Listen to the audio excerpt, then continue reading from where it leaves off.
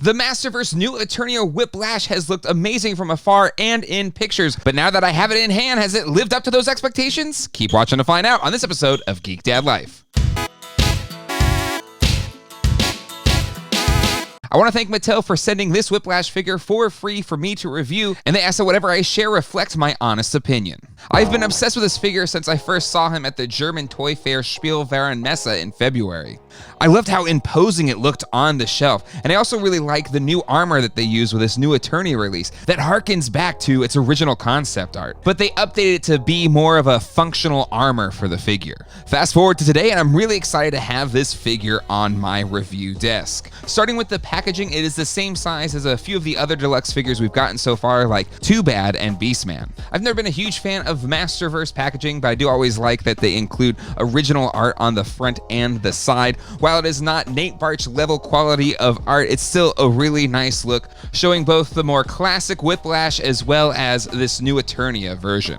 Taking the figure out of the packaging, it is a really nice, hefty figure. Some of the things that stand out to me immediately are the sculpting details as well as the really nice wash that's throughout the figure. Some of the earlier releases avoided a nice wash, and I think it made it look more toyish and kind of obscured the nice sculpts that they were putting out. But that is not the case with this Whiplash. There's a lot of scaling detail throughout the entire figure in his arms, legs, chest, and torso, and the wash really brings all of that out. There are plenty of paint apps on this figure, and they all generally look really good, especially in the face. Everything looks spot on. The armor has a lot of paint applications as well, a little bit of smudges here and there, but overall, it looks really sharp. And the figure doesn't feel like it's lacking for any paint apps. Whiplash's iconic tail is detached in the packaging, and you can easily attach it to a connector on his back. The tail is bendy, so you can kind of bend it into different poses. It's fairly firm, so don't expect to get into any crazy poses with the tail, but you can position it in different ways, usually to try and, prop it up and keep it in a stable position. This figure is one of the better deluxe releases in Masterverse so far, and I believe that's due to its accessories. You get two distinct looks for this Whiplash, the classic look as well as the new Eternia look, and both looks are fantastic. If you would have told me that Mattel was gonna make a Whiplash that used armor based off of some of his earlier concept art, I was like, ugh, I'm not gonna display it like that. But they've absolutely nailed his new Eternia look. The helmet fits perfectly on his head. You would think you got two different sculpted heads for this, but no. The helmet fits perfectly and looks awesome on the figure, but you can take the helmet off and it still looks like that classic Whiplash that you know and love. The same is true for his chest armor and loincloth. They're easily removable to get that classic Whiplash look, but while on the figure, the armor looks really freaking cool. I also love his weapons. You get his classic orange spear, but honestly, I think he looks way cooler with his sweet torch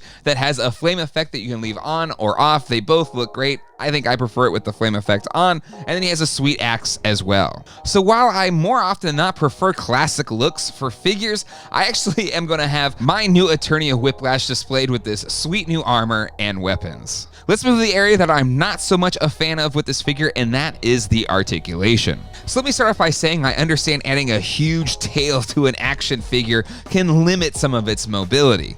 But there are a couple other areas where I want to move the figure in a certain way, but I can't because of the limited range of the articulation. The first bit I noticed was on his knees. He's kind of stuck in a slightly squatted position, much like the vintage figures. And this may be to accommodate the tail and kind of keep it stable, but it is kind of frustrating when I can't, make the figure stand fully upright. And it may be because of the new chest and back sections of the figure that they had to make to accommodate the tail for this Whiplash. There's a few little spikes on the shoulders of the figure, and when you try to raise the arms up, they get stuck on the arm sockets of the figure, so he can't raise his arms really above his shoulders, which really limits his posing that you can do to have any of his weapons raised above his head. These limitations aren't the end of the world, but it is a bit of a bummer because if they really nailed the articulation on this figure, I think this could have been the best release in the Masterverse line so far.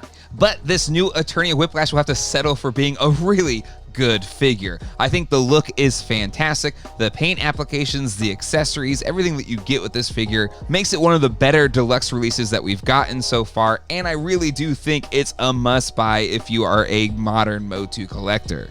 What are your thoughts on this Masterverse new Eternia Whiplash? Do you agree or disagree with my takes? Let me know down in the comments section below. If you want to keep watching, check out this video. And until next time, hasta luego and goodbye.